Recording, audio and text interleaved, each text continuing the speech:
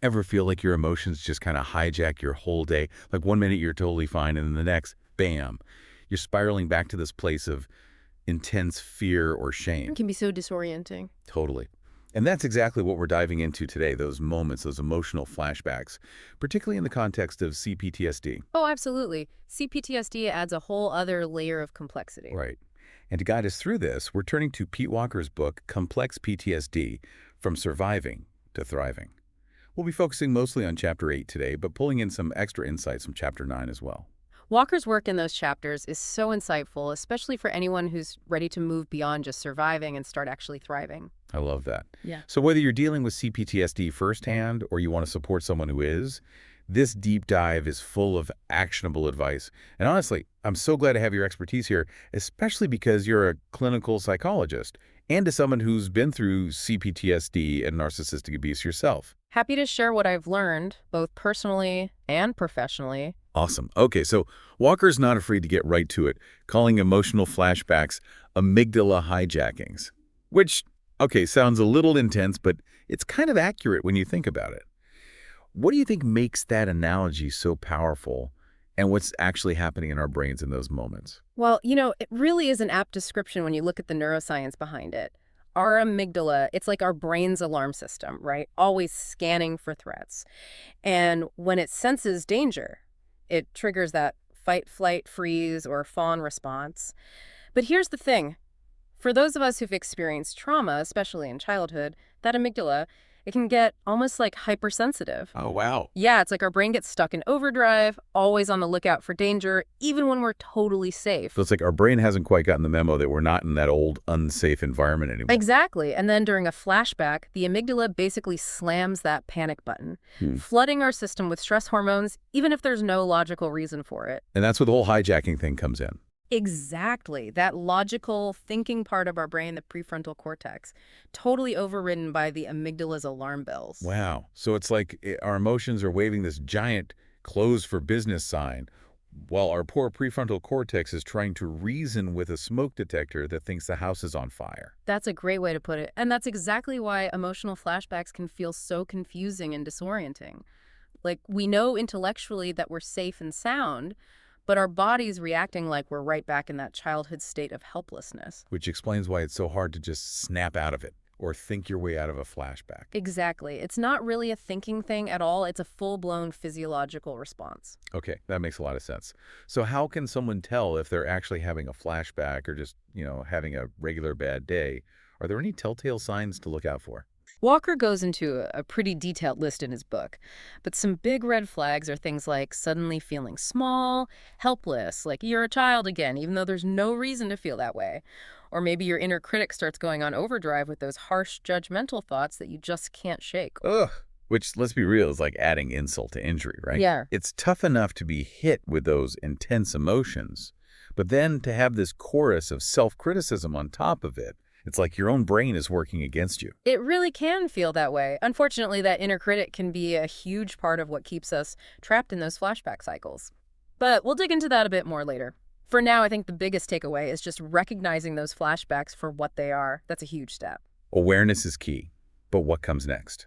Like, how do we actually start managing these intense emotions once we see them for what they are? Because let's be honest, just knowing you're having a flashback doesn't magically make it go away. Absolutely not. That's where those practical tools come in. Walker gives us 13 specific steps for navigating emotional flashbacks. It's a pretty comprehensive approach, but I think we can focus on a few that tend to be especially helpful, especially early on in healing.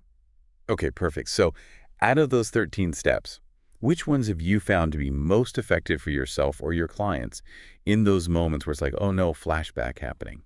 The first one might sound like surprisingly simple, but it's really powerful. And it's just acknowledging the flashback for what it is, just saying to yourself, okay, this is a flashback. These feelings are from the past. They're not my reality right now. And that little mental shift, as basic as it sounds, can create a little bit of breathing room between you and those intense emotions. Yeah, it's like you're reminding that logical part of your brain, hey, it's okay, we've got this. We're not actually back in that scary situation. Precisely. You're starting to separate yourself from that experience a little bit, which lets you regain that sense of control. Another step that's been huge for me and my clients is really focusing on those grounding techniques. We hear about deep breathing, things like progressive muscle relaxation all the time, but I'm curious from your perspective, what is it about those techniques that makes them so effective in the middle of a flashback? It seems like you're kind of hacking your nervous system's response. Exactly. It's not just about masking the symptoms, it's about actually shifting your physiological state. Now, another step that I find really interesting is this idea of allowing yourself to grieve during a flashback. Grieving. I can see how that might seem kind of counterintuitive when you're already feeling overwhelmed with all these painful emotions. Like, shouldn't you be trying to distract yourself from those feelings, not lean into them more? Yeah, I get that, but it actually makes a lot of sense when you think about those flashbacks being rooted in like past trauma, right? All those unprocessed emotions from our past are just stuck, and grieving allows us to really acknowledge them and then move through them. Do you have an example from your work that kind of illustrates why this can be so powerful? I do. I had a client once. She grew up in a super rigid family. Any display of emotion, especially sadness or anger, just met with harsh criticism.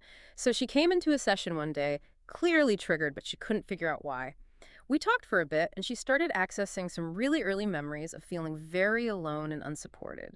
And I encouraged her, just let yourself feel those emotions. It's okay to cry if you need to. And what happened next was actually pretty amazing. She just let herself sob really deeply for a few minutes. And when she finally looked up, she just had this sense of relief on her face. She said she hadn't realized how much sadness she'd been holding on to all those years and how badly she just needed to let it out. Wow. So it's like that release of all that pent-up emotion actually created the space for her to start healing. Exactly. And for her, it was also about giving herself permission to feel those difficult emotions, which she never learned how to do growing up. Okay, so we've talked about acknowledging the flashback, reminding yourself you're safe in the present, using those grounding techniques, and even grieving to kind of manage those intense emotions. What about those triggers that often kind of send us spiraling in the first place?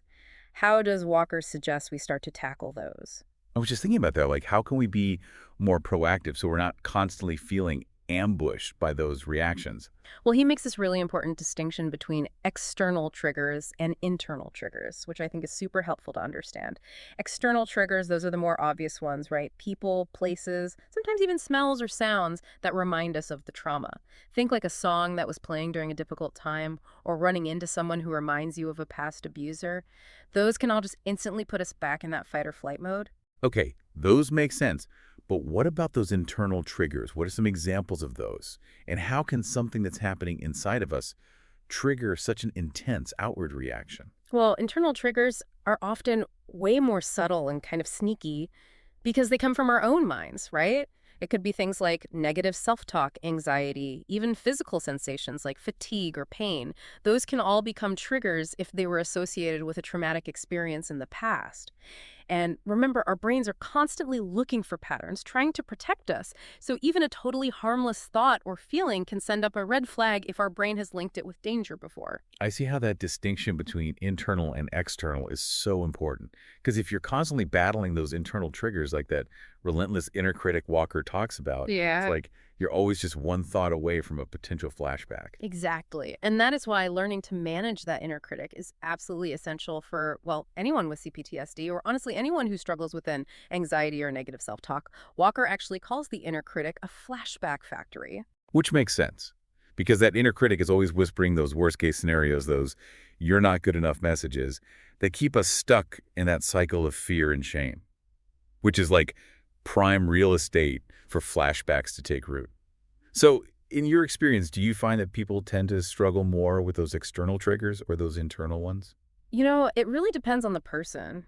But I do see a lot of people struggle more with the internal triggers, especially as they make progress in their healing. It's like you can remove yourself from certain people or places, but that inner critic, that one's always there. It's a much tougher lease to break, for sure.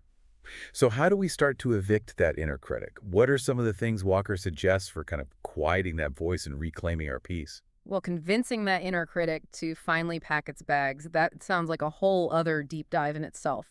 It really does, but Walker gives us some great strategies in his book. He talks about starting by just becoming really aware of those critical voices. Because a lot of times we're so used to that negative self-talk that we don't even realize how much it's actually hurting us. So, step one, start paying attention. And then we can start to challenge those thoughts a bit more directly. It's just like that classic cognitive behavioral therapy approach of noticing those negative thought patterns and then intentionally reframing them. Like if Ooh. your inner critic is saying, oh, you're going to mess this up, you always do. You come back with, hold on a second, I don't always mess things up. And even if I do make a mistake, it doesn't make me a failure. Yeah, exactly. And it seems so simple, but doing that consistently, challenging those thoughts, it can be incredibly powerful in rewiring those neural pathways and actually reducing those internal triggers. He also talks about this idea of like creating a compassionate self to kind of counter those critical voices, almost like building this nurturing internal advocate that can stand up to the inner critic's negativity. So it's like putting together your own team of inner cheerleaders to drown out those hecklers. Yes, exactly. And then, of course, there's the ongoing work of like really committing to self-care and self-soothing to just build up your overall resilience. This will look different for everyone, but it's about intentionally engaging in activities that are nourishing for your mind, body, and spirit. Because the stronger our foundation of self-care, the better we're able to handle those triggers when they inevitably pop up. That makes a lot of sense. Oh. So we've covered a ton of ground here. The different types of flashbacks, what's going on in the brain with the amygdala, those grounding techniques, learning how to manage that inner critic, and even building up those self-care practices. As we kind of move into those trickier areas of healing, is there anything else from Walker's approach to flashback management that you think is like absolutely crucial for people to understand? You know, there's one more point I wanted to highlight. Walker talks about how sometimes we can experience flashbacks without any clear trigger at all. These seemingly random flashbacks can be really unsettling, especially when you feel like you've been doing the work and making progress in your healing. Right, because you think you've got a handle on your triggers, you're doing all the things, and then bam, hit with a flashback out of nowhere. I could see how that would be so discouraging. It absolutely can be. You start thinking, wait, I thought I was doing everything right. Why is this still happening? And honestly, there's no one-size-fits-all answer there. But one way I've found helpful to think about it is that our nervous system is still kind of on high alert, even if we're not consciously aware of a specific trigger in that moment. So it's like our system is still primed for that fight or flight response, even if we don't know what's setting it off. Exactly. And while like totally preventing those flashbacks might not always be possible, the key is really learning to work with them more skillfully as they come up. That's where those grounding techniques we talked about, that compassionate self-talk, that solid foundation of self-care, all of that becomes even more important. Like building your emotional toolkit. Yeah, You might not always be able to dodge the storm, but at least you'll have the skills to sail through it. I love that. And you know, Walker actually offers a really interesting perspective on these seemingly random flashbacks. He suggests that they're often the inner child's way of trying to communicate unmet needs. Like a younger part of ourselves is sort of crying out for attention, for comfort, for reassurance. That's beautiful.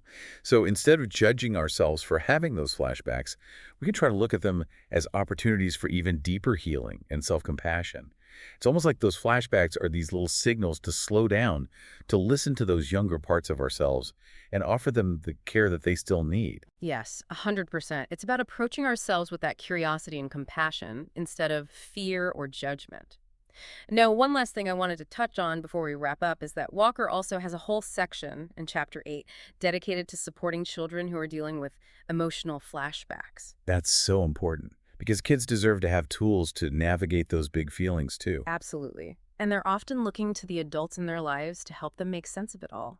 If I had to give just one piece of advice to adults who are supporting kids through flashbacks, it would be to just focus on creating that sense of safety and validation. Letting them know it's okay to feel whatever they're feeling, that they're not alone, that you're there for them no matter what. You got it. Sometimes just knowing that you're not alone in those really intense emotions, that's everything. And for anyone listening who's on this journey of healing from CPTSD, know that you're not alone. And remember, even with all the challenges, the flashbacks, the triggers, there is always hope for a brighter future.